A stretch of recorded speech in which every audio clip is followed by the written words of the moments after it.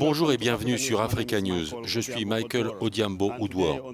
Aujourd'hui, nous avons le plaisir d'accueillir le président de la Basketball Africa League, Amadou Gallo Fall, qui va nous raconter l'histoire de la réussite de la Ligue de basketball en Afrique et nous faire part de ses ambitions pour l'avenir de la Ligue.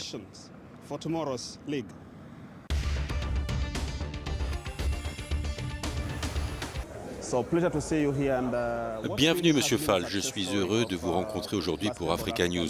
Nous avons vu le succès de la Basketball Africa League et son évolution au fil des ans. Pourriez-vous nous en dire plus sur cette ligue et ce qui a contribué à son succès en Afrique? C'est quelque chose à laquelle nous pensions depuis longtemps et qui est l'aboutissement de plusieurs décennies de travail sur le continent.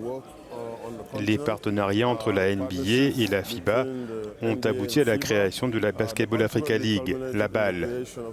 Nous avons beaucoup travaillé ensemble en nous concentrant sur les efforts de base pour améliorer le profil du basketball sur le continent. Nous avons passé de nombreuses années à mettre en place des programmes qui ont abouti à la création de la BAL.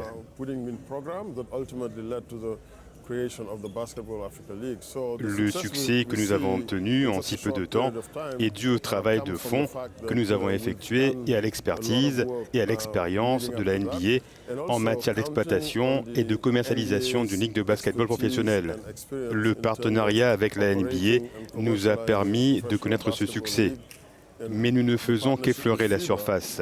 Il reste encore beaucoup de travail à faire et nous avons de grandes ambitions pour cette ligue.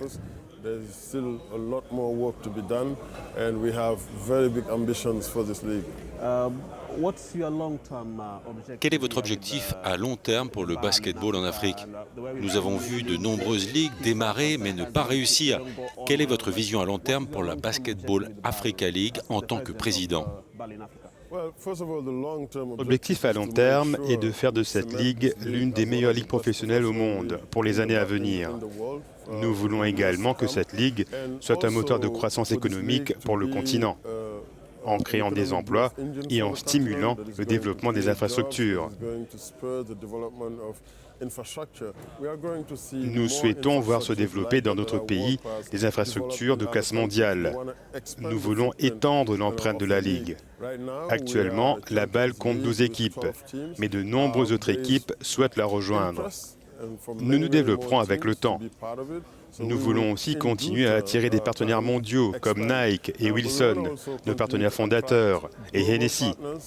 Nous souhaitons également attirer des marques africaines fortes. Cette année, nous avons conclu un partenariat avec MTN Rwanda et nous voulons l'étendre en discutant avec d'autres partenaires importants dans le paysage africain.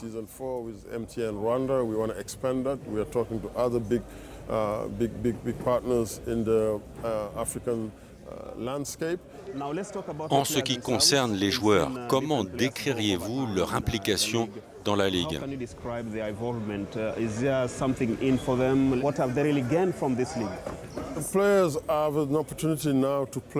Nous avons des joueurs de premier plan qui sont maintenant présents dans cette ligue.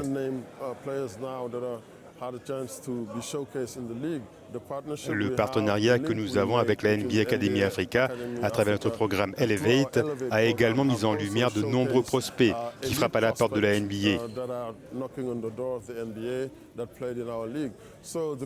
Le continent est maintenant porteur d'espoir, où les jeunes joueurs rêvent de jouer pour les clubs de leur pays respectifs, avec pour objectif final de jouer dans la BAL.